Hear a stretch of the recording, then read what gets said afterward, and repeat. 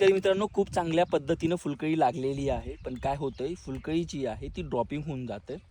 हे ड्रॉपिंग होण्याचं जे कारण आहे ते आहे की ऊन जास्त आहे आणि ह्या उन्हामध्ये होणारी जी ड्रॉपिंग आहे ती थांबली पाहिजे.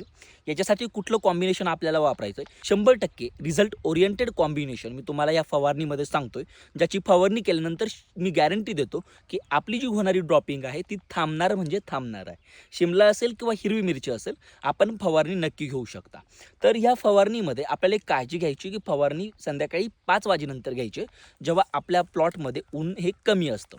तर या फवारणीमध्ये अविवा जे प्रिसिजन क्रॉप केअरचं प्रोडक्ट आहे, ज्याचा जो डोस आपल्याला ठेवायचा आहे 300 ते 350 मिली प्रति 200 लिटर पाणी जेव्हा प्लॉटवर फवारशाल, त्याच्यानंतर पुढच्या 48 तासामध्ये आपली जी ड्रॉपिंग आहे, अशा पद्धतीने जी फुलगळ आहे ती फुलगळ होणं थांबणार आहे, पहिली गोष्ट.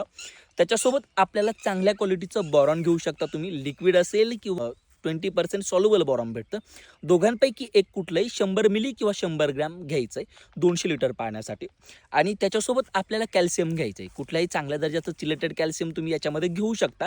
कॅल्शियमचा डोस हा 100 ग्रॅम ठेवायचा आहे. आणि त्याच्यासोबत आपल्याला घ्यायचं आहे रोको, हे बुरशीनाशक.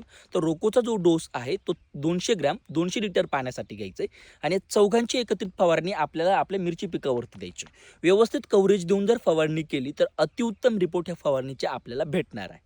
Stay tuned.